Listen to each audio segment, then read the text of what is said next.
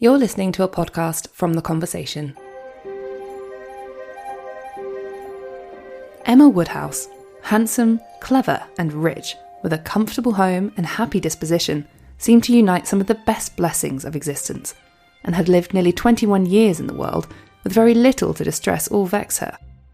Those are the first lines of Emma, a novel about a heroine that Jane Austen suspected no one but myself will much like. Austen was right. For many readers, Emma is too self-absorbed and manipulative to care for. But then, as Austen wrote, heroines that were pictures of perfection always made her sick and wicked. The novel follows Emma's misguided attempts at matchmaking and the fallout, both hilarious and devastating, that follows. Emma befriends the pretty but naive Harriet Smith and encourages Harriet to set her sights on the local vicar, Mr. Elton. He, meanwhile, fancies his chances with Emma, just as Harriet starts to take a liking to Emma's oldest friend, Mr. Knightley. Through all these romantic twists and turns, friendship is at the heart of Emma, and especially the question of what makes a good friend or a bad one. I'm Anna Walker, Arts and Culture Editor at The Conversation in the UK, a platform partnering journalists with academics. You're listening to Jane Austen's Paper Trail. In this podcast, experts uncover the real Jane Austen, to celebrate 250 years since her birth. Book by book, we'll take you inside her work to help you understand her life. Welcome to episode 4. Who were Jane Austen's friends? Later in this episode, I sit down with the novel and two experts to discuss what it tells us about friendship. But first, we're heading to the Surrey Hills. It's really high actually, isn't it? It is amazing when you suddenly see this vista opening up, isn't it? This is my colleague Jane Wright and Emma Claire Sweeney, Senior Lecturer in Creative Writing at the Open University. They're heading to Box Hill to see the site of Emma Woodhouse's most famous and cringeworthy faux pas for themselves. Birds are singing, the sun is shining. You can see why this would be a perfect picnic spot for Jane Austen and Anna, and of course her characters in Emma. So our picnic might not be quite as grand. We've got some sea salt cider vinegar crisps. We've got some pork pies, which I'm sure did form part of picnics in Jane Austen's time. They had cold meat pies, and on this particular occasion, they were intending to take pigeon pie. Not far off. Not far. So why is this picnic scene so key to the novel? It's important because it's the moment where Emma, in some ways, makes her biggest mistake. So tell us what happens. So the friends and neighbours from Highbury all come up to Box Hill to have their picnic. Things aren't going that well. There seems to be some sort of tension in the air. And one of the characters, Frank Churchill, who turns out to be something of a cad, decides that he's going to inject a bit of energy into the day.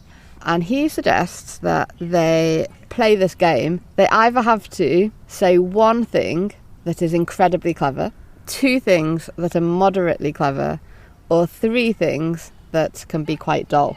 So I think the pressure is on, really. One of the neighbours who has joined them at this picnic is called Miss Bates. She is a sort of unfortunate member of the community. She was born into comfortable circumstances, but as a spinster who lives with her elderly and infirm mother, she doesn't have much access to wealth. They live in comparatively genteel poverty, I suppose. They're reliant on the kindness of their neighbours to invite them out to dinners and entertainments.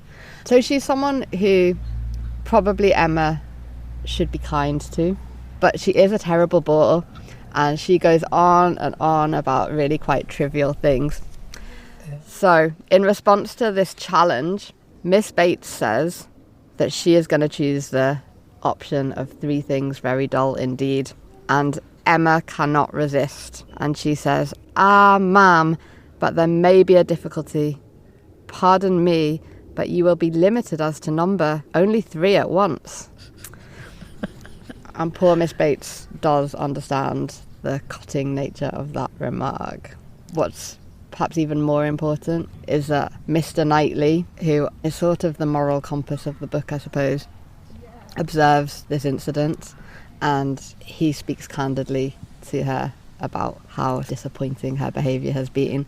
Following that conversation, Emma actually understands that she has lacked compassion in a way that I don't think has ever fully landed for her before, and she does attempt to change her ways and goes and visits Miss Bates and is kind to her.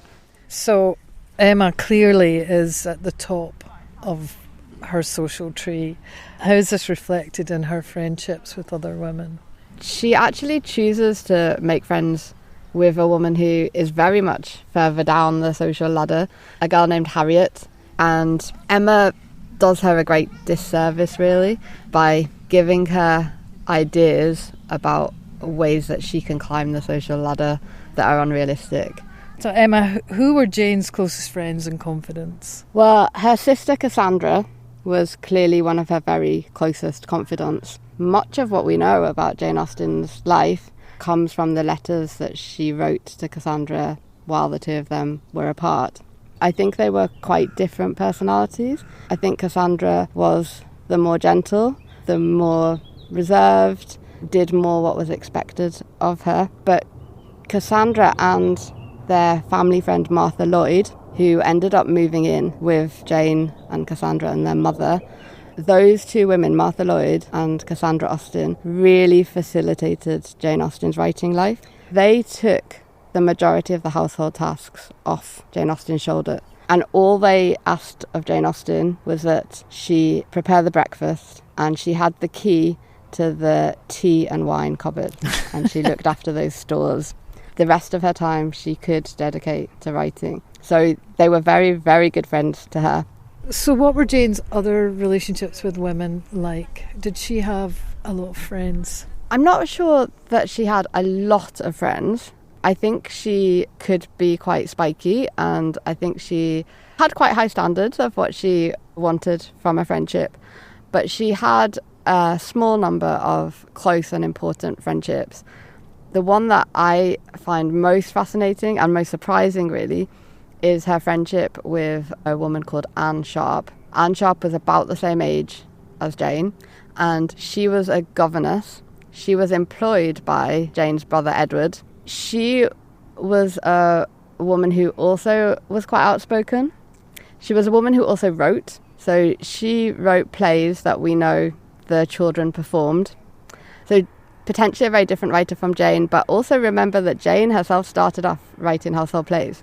From when they first met until Jane died, that friendship endured, and it was not easy for it to endure because both of them were at the whim of their family, or in Anne's case, her employers. They often lived at opposite ends of the country. In terms of travel, they were reliant on someone else allowing them the time and the vehicle. And yet they made the effort to keep seeing each other and keep being in touch with each other. Anne was not really known about much until the 1920s. There were references to Anne in Jane's letters to Cassandra, but Jane's family hadn't been so keen to emphasise this friendship. Why would that have been? It was a class-defying friendship. So although Jane was not terribly far from Anne in the social rankings, her brothers, I don't think, would have wanted it to be seen that she was friends with an employee. So how important would it have been for Jane to have someone to talk to about writing? I think it would have been hugely important because the other women in her life, Cassandra Austen and Martha Lloyd, her mother, they were women who loved to read. They were women who loved to discuss books, but they weren't writers.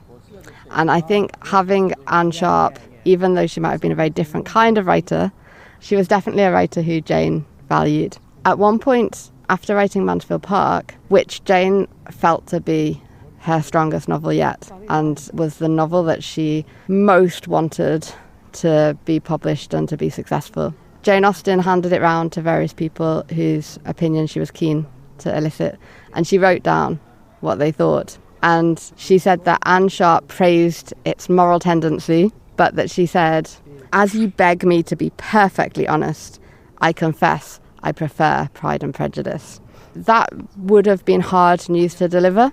So she could take it on the chin from Anne because she respected her. I think so. The last kind of lengthy letter that we know Jane Austen wrote from her deathbed was to Anne Sharp, and she was writing about literary matters and books that she knew that Anne would be familiar with. So that friendship was clearly an important intellectual and creative stimulus. How did Jane show how much she valued Anne as a friend? Well, one thing she did was to select one of her 12 presentation copies of Emma. So these are like author copies, which would have been so much more precious in Jane's day when the cost of bookmaking was so much more expensive. And she chose to give that to Anne Sharp, which seems to me like a very significant choice. It's the only friend who she selects for a copy. I know Jane had expressed some hopes of a commune, some kind of women's commune in Bath. Can you tell us a little bit more about that?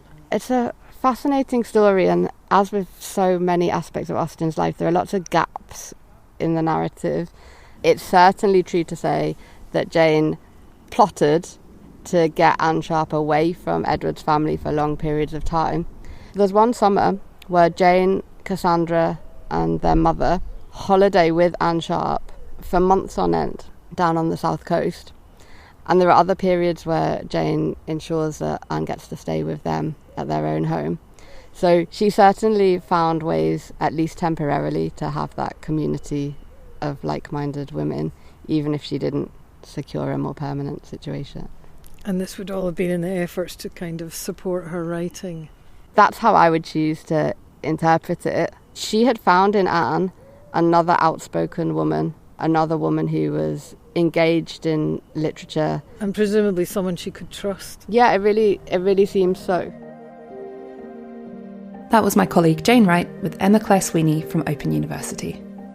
So Jane Austen definitely treasured the intellectual companionship of Anne Sharp. But what were her other friendships like? And how did she view the role of female friendship in the patriarchal times she was living in? I explore these questions in the pages of Emma itself after this short break. British politics is failing, from the castration of state capacity to the shortage of human capital in our political parties. Not much is working. The country and its people are in debt. Your wage is worth less. The last time housing was this expensive, cars hadn't even been invented.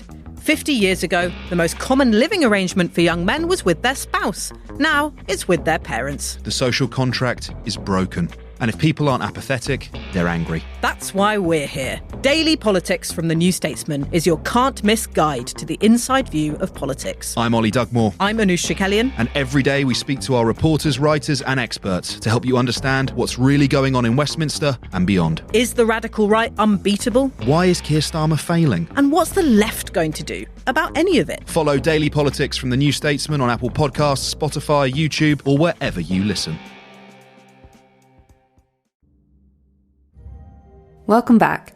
Janet Todd, you're a professor at the University of Cambridge and the author of several books on Jane Austen and her contemporaries, including the recently published Living with Jane Austen. Welcome to the podcast, Janet. Hello. Bharat Tandon, meanwhile, is the author of Jane Austen and the Morality of Conversation, as well as the Harvard University Press annotated edition of Emma. Many moons ago, he was also the first person to teach me Emma when I was an undergraduate at the University of East Anglia, so this is a lovely reunion of sorts. Thank you. So according to the timeline of her life laid out by her family, in 1814, Jane Austen is living in Chawton and working on the novel that will become Emma. One of the ironies for me about the novel is, for a novel so concerned with friendship, its heroine is remarkably isolated. And she's different to many of Austen's heroines, excepting perhaps Fanny Price in that way. Emma's mother died when she was young, her sister Isabella lives a few hours away in London, her governess turned closest friend Mrs. Weston has just married and moved out. Bharat, why do you think Jane wanted to explore a character like Emma? There are kind of ironic parallels with her own situation. Even in this relatively secure domestic setup she has in Chawton, she has certainly the memory of what it feels like not to have that. One of the remarkable things about Emma as a novel, because it is not a reworking of something she wrote at Steventon, or it doesn't come out of that period of insecurity and transplantation, the nomadic years after George Austen died in 1805. in that sense, is a novel that is imagined out of a place of much greater security. But I think what's remarkable about it is the way in which it is sort of imaginatively riddled with, hedged around with all these possibilities of insecurity, of how fragile being in a secure home can be. And I think it is a novel that is very keenly aware that even in this comparably comfortable situation that Emma finds herself in at an economic level, there is something very important missing. While she had Miss Taylor around, it was at least something that she could get by with. And now there is this vacancy that can only be filled, seems for the moment, by her father worrying about drafts or gruel. Yes. Yeah, so Miss Taylor, that's the best friend that moves out, becomes Mrs. Weston. Emma really thinks about how she's lacking now an intellectual companion. It's something that's on her mind when she thinks to befriend Harriet Smith. Janet, how unusual was this idea at the time of female friend as intellectual companions? Did we have any sort of obvious cultural differences in female friendship in Jane's time compared to today? Well, I think it's a topic that goes through the whole 18th century. I have to say I have an interest here because in the way back in the jolly period of the second wave of feminism, I wrote a book called Women's Friendship in Literature in the late 1970s, when it was quite a new idea. And frequently, the idea of intellectual and emotional connection between women worried men. It seemed to be working against the important tie of heterosexual marriage. It was something that needed to be controlled, and often was in the denouement of many novels. But I think also you have the actual reality of groupings of intellectual women, the bluestockings. That is, intellectual women, women who have the kind of classical education a boy might have, and therefore would become unfit for the subservience of marriage. They were obviously very supportive and nurturing for each other, but outside them, the idea of the blue stocking becomes a real concern. And over again, you get advice books telling parents how to avoid their girls becoming blue stockings. Parents worried about girls showing too much intellectual ability and certainly too much wit. Over and over again, it was stressed that if they have wit, they must hide it. Of course, there were intellectual friendships, but the other thing I should bring up is just how much it was an ideal, particularly for women writers, intellectual and emotional friendship. And over again, you'd have a very, very close relationship, so close that in some writers it sounded quite sort of fervid and extreme. And I think the young Jane Austen, who is coming at the end of this tradition of sentimental female friendship, finds the whole thing ridiculous. And so you get her childhood writings mocking this notion of fervent and passionate female friendship in something like Love and Friendship. And while the relationship of Harriet and Emma is not that, it's got a little bit of it. There it's even more dangerous, of course, because it's what I then called a sort of vertical friendship. Harriet Smith, who is a parlour boarder at a local little and pretty undistinguished boarding school, she's pretty and quite genteel, and she's very young. She's years younger than Emma. She's a schoolgirl, she's a little teenager. And Emma decides to befriend her. Yes. And what are sort of Emma's social needs when it comes to Harriet? She simply wants a thing about the house. I think it pretty well says so. She wants a bit of company. She wants somebody to walk with, because a lady doesn't walk alone. So there's Harriet, always on call. If she wants Harriet to come, Harriet comes. And she even gives up a perfectly good suitor whom she actually likes, because Emma tells her to do so. Emma has gone out and found an unequal friend who she can basically patronise and become a sort of governess to in a way, or control, rather like a parent. But I think the really interesting thing about Harriet too is that she is pretty in a very feminine sort of way. And so possibly is Isabella, her sister. And it's very interesting that Emma obviously, and she says it to Mr. Knightley, who is the hero, the wiser older man, I know that men of sense do take pretty silly women as wives. Yes. So in a way, I think she probably thinks that Harriet is the kind of girl whom men, even men of sense, might like as a wife. Well, you've touched on it a lot there, but one of the most interesting dynamics in Emma is that relationship between friendship and power, especially across social classes. But I know you've written about the idea of ventriloquism in Emma's friendship with Harriet. Could you tell us a bit more about that and what you mean by it? There is that brilliant, satirical little passing glance that Austen's narrative achieves by the use of the indefinite article. She had ventured once alone to Randalls, but it was not pleasant, and a Harriet Smith, therefore one whom she could summon at any time to a walk, would be a valuable addition to her privileges. You could substitute kind of a lapdog for Harriet in that bit of the novel, and it wouldn't be too far off. She's an accessory, she's a commodity, and therefore at this stage of the novel, Emma has no qualms about assuming that she is an empty vessel who can be filled both with her ideas and with her own words. So we have Harriet seemingly tamely repeating things that Emma tells her. We have Emma surreptitiously writing Harriet's refusal of Robert Martin's proposal by anticipating what that answer is going to be, talking as if it's already been written. And so Harriet has no say in what she might actually want to do.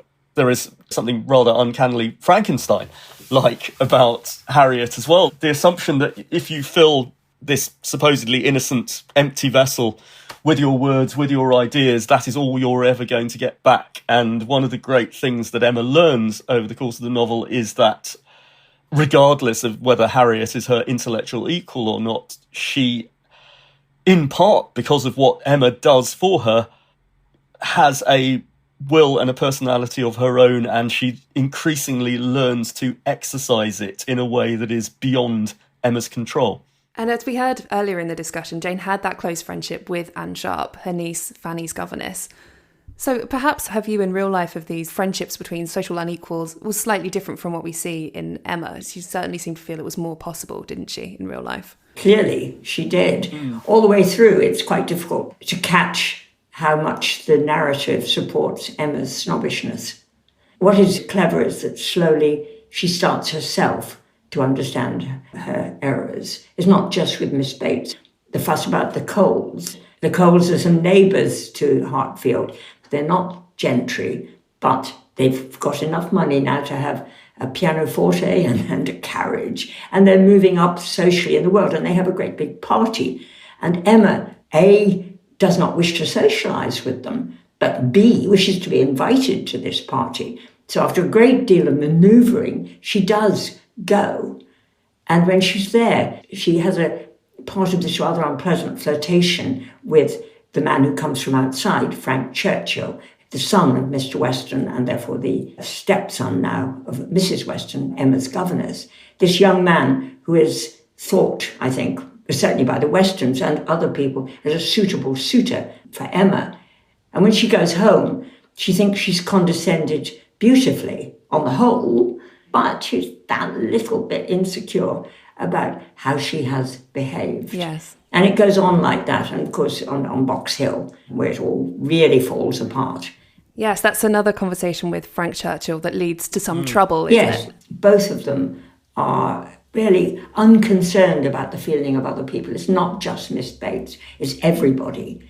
And the pair of them behave badly on occasion after occasion. And one of the problems of the book is that at the end of it, Frank Churchill, the man from outside, writes a long letter explaining his behaviour and justifying it. And it does not justify enough the way that he behaves on Box Hill and at other places. So we've sort of talked a lot about the unequal friendships in Emma. We've talked a lot about bad examples of friendship. Are there any friendships in this novel that are positive, that are equal, that represent perhaps a good friendship? Well, the one that does not occur, the one between Emma and Jane Fairfax. Yes, because we have her sat in the middle of this scene at Box Hill, actually, sort of watching everything go on. Janet, you mentioned that Emma herself doesn't realise she's done something wrong immediately, but Jane does, Miss Bates being Jane's aunt. Barrett, to me, it seems like Emma has overlooked quite a strong candidate for an intellectual companion in Jane Fairfax. She seems to see her instead as a rival, not only at some later points in love, but in intelligence and in accomplishment. How do you interpret Emma's sort of resistance, Barrett, to investing in this intellectual friendship? At one level, there is a sense for Emma that she cannot initially accept the complexity of other people with independent wills of their own. And it's one of the most important things she learns with both Harriet and Jane is the acceptance of the independent existence of other people's minds and personalities, particularly since she knows all along that in the conventional early 19th century sense, Jane is much more accomplished than she is. She plays piano, doesn't she? We hear a lot about her excellent piano skills, and she writes these very beautiful letters to her aunt, which her aunt is so proud of. So a lot of those accomplishments come through. When I rethink about Emma, when I go back to it, when people ask me why it is the one that I go back to, the one I love aesthetically the most, it is something to do with the aesthetic daring of choosing not to write this novel about Jane Fairfax. Yes. We discover by the end of the novel that the plot of a much more interesting but more conventional late 18th, early 19th century novel has been happening off stage. And the fact that Austen has chosen to concentrate on the less interesting plot of Emma, I think is the great comic and philosophical coup of the novel. Which is so brilliant about Jane Austen. We're going to look more holistically at the novel now. What does Emma ultimately say about the importance of, honest, equal companionship between women? It's the most experimental of her novels. And the fact that she does choose to write this book about such a difficult person in a way. She's interested in the dialogue, the way people speak, that you don't speak the truth all the time. There's a sort of wonderful bit where Mr. Knightley says the transparency is the right thing to Emma at the very moment when Emma herself is hiding the fact that she had thought that Mr. Knightley was actually in love with Harriet. Yes. And then there's the famous thing that the narrator says, seldom, very seldom, does complete truth belong to any human disclosure. And I think that's about right. Always something is a little hidden, a little disguised. And for society to function, a great deal has to be kept back. If you're thinking about Emma as an advice book, it's about self-control as much as anything. What is so fascinating about Highbury is that people will not go off and live somewhere else. They can't get out. Emma is going to spend the rest of her life with Mrs. Elton, and she's going to have to cope with it. Yes. And I think it is interesting that in a novel so preoccupied with the sort of protagonist relationship with women, in the end of the novel, she's living with two men. She's got the sort of lifelong friend who does become her intellectual and emotional equal is Mr. Knightley, really. And he's the one that sort of does speak very plainly to her throughout the novel, does keep her in check. Barrett, if you could come in on that, the way that Emma's relationships are changing towards the end of the novel. With the ending that the marriage plot provides, it is also the beginning of a narrative where the social relationships are going to be different, the dynamics. I think there is a feeling in some writers and some people in the general public that friendships must sink if a woman is to become a wife. And it actually says, of course, at the end of Emma that the friendship with Harriet must sink. Well, yes, because they're both married and perhaps because they are now of different classes. But it's also a sense that Mr. Knightley will now be all in all to her. And on top of it, Mrs. Weston, who is very close and very much concerned with Emma, is clearly expanding her affection to include not only Jane Fairfax, but her baby. Yes. And this clearly is going to be her primary relationship. Yeah. Of course, the thing in Jane Austen's own life that was different here was there was no threat of sort of her closest friends moving on in society as, Jane Fairfax does, as Mrs. Weston does, because some of her closest friends were her family. Sister relationships are sort of the only ones in which they are equals. There's sort of a difficulty in Emma in that she doesn't have her sister Isabella close, so all of Emma's friendships with other women have to have a built-in level of inequality to them. I'd like to finish by asking both of you why you think Jane Austen was so interested in writing about female friendship throughout her novels. Clearly, the relationship that Cassandra, her sister, represented to her is both in real terms the most fulfilling relationship she had, but also because of that becomes an ideal against which other kinds of friendship are measured in life and also to some extent in fiction as well, that you don't have to be a sister in an Austen novel, but the best relationships we see have tinctures of the kind of sisterly relationship that she had in real life with Cassandra. And in a funny sort of way, that would include people like Mr. Knightley. We see from the surviving letters that one of the things that both Martha Lloyd and particularly Cassandra offered to Jane was the idea of being the intellectual and particularly comic focus group. Yes. There are a lot of surviving letters to Cassandra where she's teasing her, where she's fictionalising her as a certain kind of personality who's going to react like this to the thing I'm telling you. It was seemingly true of Jane and Cassandra that they could practically finish each other's sentences. And there is a little bit of that is sublimated into so many of the successful friendships and also romantic relationships that we see in the novels. From what you've said there, what's just struck me is that moment in the book where Mr. Knightley wants to ask Emma to dance at a ball, and he says, we are not so much brother and sister that we can't dance together. So she's even framing Mr. Knightley in that kind of category as familial relationships.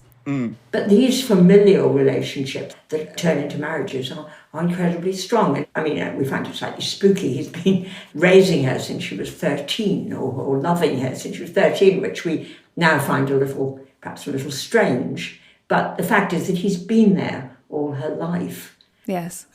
Well, thank you both for being my own excellent intellectual companions for this episode. It's been a pleasure to talk to you both. Oh, thank you. Thank you. You've been listening to Jane Austen's Paper Trail, a podcast from The Conversation. Coming up in our next episode, what kind of writer was Jane Austen? We head to the house where she lived to nose into her personal library. And you can just see in the margins here, she's just writing a lie, no, another lie, a third. She's a very responsive reader. And find out how she saw her own role as a novelist. She was hugely ambitious for her own talent, and she saw the novel as a moral force as well as a form of entertainment.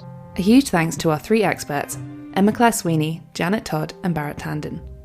Janet Todd's got a great Austen fact, so do keep listening after the credits. We also want to hear from you. We'll be featuring questions from you about Jane Austen's life and works in a special Q&A episode at the end of this series.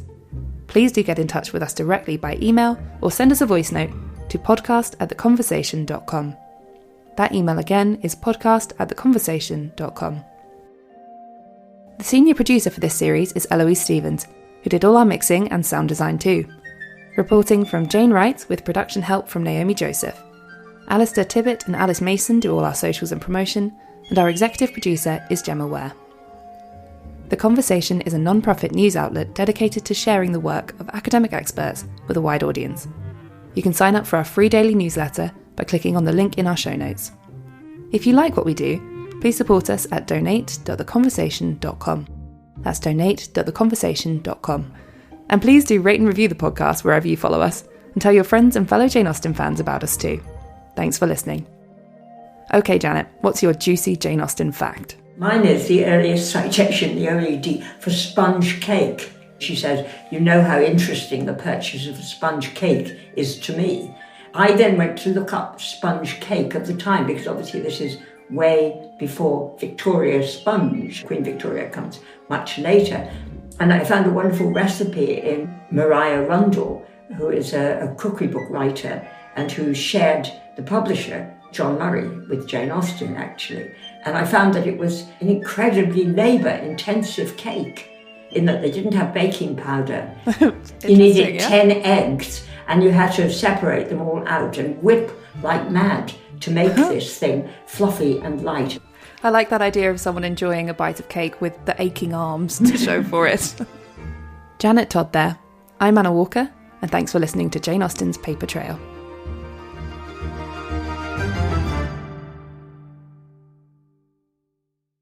I'm Gemma Ware, host of the Conversation Weekly podcast. Each week, I speak to an academic expert about a topic in the news to understand how we got here, from global politics to the latest scientific breakthroughs or the big dilemmas facing our planet. My guests draw on their deep research knowledge to pull out what really matters so that you can understand the context without the spin. Follow The Conversation Weekly for new episodes every Thursday wherever you listen to podcasts, and read more stories on theconversation.com.